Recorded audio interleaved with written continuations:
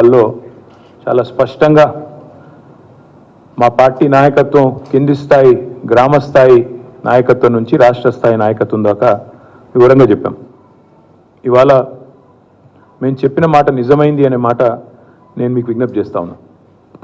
తెలంగాణలో ఈరోజు పల్లెలు తాగునీరు లెక్క తనలాడుతున్నాయి, తల్లడిల్లుతూ ఉన్నాయి. పట్టణాలు గొంతెండి అలమటించే పరిస్థితి వచ్చింది. రాష్ట్రం మొత్తం ఈరోజు దూపతో దాహంతో కొట్లాడుకునే పరిస్థితి ఈరోజు వచ్చిన మాట వాస్తవం. మీరు ఒక నిమిషం చూసినట్టయితే రాష్ట్ర వ్యాప్తంగా ఒక దగ్గర కాదు, ఇవాళ ట్యాంకర్లు మళ్ళొక్కసారి ప్రతి పట్టణంలో దర్శనమిస్తూ ఉన్నాయి. ఇవాళ ప్రతి పల్లెలో ప్రతి పట్టణంలో ఈ రకంగా బిందెలతో మళ్ళీ రోడ్ల మీదకి వచ్చి మహిళా సోదరిమణులు ఆందోళన చేయాల్సిన పరిస్థితి. ఇది హైదరాబాద్లోని ఒక బస్తీ. ఈ రకమైన దుస్థితి హైదరాబాద్లో ఉన్నది. ఇది మేం చెప్పడం కాదు, మీరే పత్రికల్లో మీరే రాస్తూ ఉన్నారు. సికింద్రాబాద్ కంటోన్మెంట్లో ట్యాంకర్ల చుట్టూ మళ్ళా నీటి కోసం ముష్టి యుద్ధాలు చేయాల్సిన దుస్థితి దాపురించిన పరిస్థితి. ట్యాంకర్ కోసం ఇవాళ జలమండలి చుట్టూ కార్యాలయం చుట్టూ తిరగడమే కాకుండా మరి పెద్ద ఎత్తున పోరాటాలు చేయాల్సిన పరిస్థితి. దీనికి ఎన్నో ఉదాహరణలు, ఒకటి కాదు రెండు కాదు. ఇది ఈనాడు అనే పత్రిక రాసిన వార్త. సన్నని దార సాలని సరఫరా, అంటే వస్తే కూడా నీళ్లు సరిగా రావట్లేదు, ప్రెషర్ లేదు అని మీరే రాసిన వార్త. ఇది కూడా ఈనాడు రాసిన వార్త. గుక్కేడు నీటి కోసం 40 అడుగుల లోతున సాహసం. ఇది ఈనాడు రాసిన వార్త.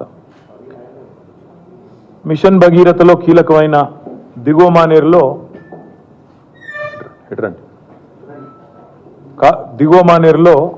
ఈ రకంగా నీళ్లు లేక మరి జలాశయమే ఎండిపోతున్నదని చెప్పి ఈనాడు పత్రికనే రాసిన వార్త. ఇవన్నీ ఎందుకు చూపెడతా ఉన్నా అంటే, ఇవాళ గొంతులెండి ప్రజలు కడుపు మండి మంచినీళ్ళలో మహాప్రభు అని చెప్పి జనం గోల చేస్తుంటే రేవంత్ రెడ్డి గారేమో గొంతు చించుకొని బూతులు తిట్టే పనిలో ఆయన బిజీగా ఉన్నాడు. ఓవైపు రైతుల పొలాలు ఎండుతున్నాయి, ప్రజల గొంతులు ఎండుతున్నాయి, చుక్క నీటి కోసం ప్రజలు అల్లాడుతున్నారు, దూపతో ఏడుస్తున్నారు పట్టణాల్లో. ఆడబిడ్డలు మళ్ళీ బిందెలు పట్టుకొని రోడ్డుకెక్కే రోజులు వచ్చినాయి. ఖాళీ బిందెలతో మంచినీళ్ళ కోసం తిప్పలు పడుతుంటే మహిళలేమో ఖాళీ బిందెలతో రోడ్ల మీద యుద్ధాలు చేస్తుంటే ముఖ్యమంత్రి గారేమో లంక బిందెలని చెప్పి ఆయన మాట్లాడుతూ ఉన్నారు. ఈ అసమర్థ ప్రభుత్వానికి, ఈ అసమర్థ ముఖ్యమంత్రి గారికి ధనవనరులను ఢిల్లీ తరలించడంలో ఉన్న శ్రద్ధ జలవనరులను తరలించడంలో మాత్రం లేదు అనేది విస్పష్టంగా ఇవాళ రాష్ట్రంలోని ప్రతి ఒక్కరికి కూడా అర్థమైంది. మేము 10 ఏళ్ళు ఉన్నాం ప్రభుత్వంలో. 10 ఏళ్లలో కేసీఆర్ గారి నాయకత్వంలో మారుమూల తాండాల్లో కూడా తాగునీటి కోసం తనలాట లేకుండా చేసినాం, బ్రహ్మాండమైన వ్యవహారం చేసినాం. హైదరాబాద్లో ఎన్నడూ కూడా ఒక్కరోజు కూడా నీటి బొట్టు కోసం అల్లాడే పరిస్థితి కేసీఆర్ గారు ఉన్నప్పుడు లేదు. కానీ ఇవాళ కేసీఆర్ గారి ప్రభుత్వం దిగిపోగానే మళ్ళీ మాయమైన ట్యాంకర్లన్నీ హైదరాబాద్లో కాంగ్రెస్ పాపం వల్ల హైదరాబాద్లో గల్లీ గల్లీ తిరుగుతూ ఉన్నాయి. హైదరాబాద్లో ఈరోజు ప్రతి గల్లీలో రాత్రింబవళ్ళు ట్యాంకర్ల చప్పులు వినబడతా ఉన్నాయి. ట్యాంకర్ల దందా జోరుగా నడుస్తున్నది.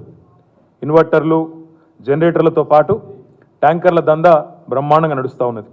కారణం ఏంటంటే ప్రజలు 3-4 రెట్లు ఎక్కువ రేటు పెట్టి, గతానికంటే ఇప్పటికీ 3-4 రెట్లు ఎక్కువ పైసలు పెట్టి ఇవాళ ట్యాంకర్లు బుక్ చేసుకొని కొనుక్కోవాల్సిన దుస్థితి వచ్చిన మాట వాస్తవం. హైదరాబాద్లో ఎవరిని అడిగినా, మీరు కూడా హైదరాబాద్లో ఉంటారు అందరూ, ఎవరిని అడిగినా చెప్తారు ఈ మాట. ఆనాడు మేము ప్రభుత్వంలో ఉన్నప్పుడు మంచినీళ్లను మానవ హక్కుగా గుర్తించి 38,000 కోట్ల రూపాయలతో రూరల్ ఏరియాలో మిషన్ భగీరథ చేపట్టినాం.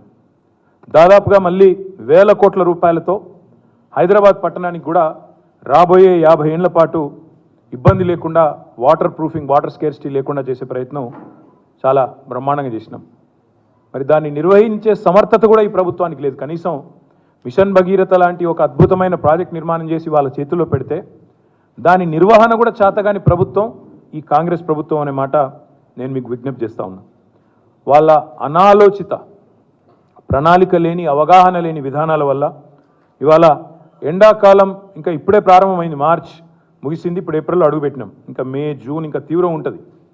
ఇప్పటికే ఎండాకాలం ఆరంభంలోనే తాగునీటి కోసం తన్లాట అనేది తారాస్థాయికి చేరుకున్నది. మేమేమో 24 గంటలు ప్రభుత్వంలో ఉన్నప్పుడు ప్రజలకు 24/7 కరెంట్ ఎట్లు ఇవ్వాలి, తాగునీరు ఎట్లు ఇవ్వాలి, రైతులకు సాగునీరు ఎట్లు ఇవ్వాలని మేము ఆలోచన చేసినాం. కానీ వీళ్ళ ఆలోచన ఎట్లుందంటే వచ్చిందే అబద్ధాల పునాదుల మీద వచ్చినారు. 100 రోజుల్లో ఇది చేస్తాం అది చేస్తాం అని చెప్పి అబద్ధాల పునాదుల మీద గద్దెకెక్కి వీళ్ళు 24 గంటలు ఒకటే పని చేస్తున్నారు. ఎవరిని గుంజాలి, బీఆర్ఎస్ని ఎట్లా దెబ్బకొట్టాలి, ఎవరిని బెదిరించాలి, ఢిల్లీకి ఎన్ని సూట్ కేసులు పంపించాలి, ఇదే ఆలోచన తప్ప ఇవాళ రైతుల గురించి కానీ ప్రజల గురించి కానీ కనీస పట్టింపు కూడా ముఖ్యమంత్రి గారికి లేదు. అందుకే సాగునీరు అందక ఒకవైపు రైతులు సతమతం అవుతున్నారు, తాగునీరు అందక ఒకవైపు ప్రజలు ఇబ్బందులు పడుతూ ఉన్నారు. 100% మళ్ళీ చెప్తా ఉన్నా, నొక్కి వక్కానిస్తా ఉన్నా, ఇది ప్రకృతి కరుణించకపోవడం వల్ల వచ్చిన నీటి కొరత కాదు. ఇది ముమ్మాటికి వైఫల్యాల కాంగ్రెస్ సృష్టించిన కృత్రిమ కొరత. పోయిన వర్షాకాలంలో సాధారణ వర్షపాతం కంటే 14% అధికంగా వర్షాలు కురిసినాయి. ఇది నా లెక్క కాదు, ఐఎండి లెక్క. మీరు కావాలంటే రిపోర్ట్లు మీ అందరి దగ్గర ఉంటాయి. మీరందరూ పాత్రికేయ మిత్రులు, మీరు విజ్ఞానవంతులు, తెలిసిన వాళ్ళు, దయచేసి పోయిన సంవత్సరం సాధారణ వర్షపాతం కంటే 14% వర్షం ఐఎండి లెక్క ప్రకారమే అధికంగా కురిసిన మాట వాస్తవమా కాదా ధృవీకరించుకోవాలని చెప్పి కూడా నా విజ్ఞప్తి. ఇది వీళ్ళ వైఫల్యాల వల్ల అని ఎందుకంటున్నా, ఇది కాంగ్రెస్ సృష్టించిన కృత్రిమ కొరత అని ఎందుకంటున్నా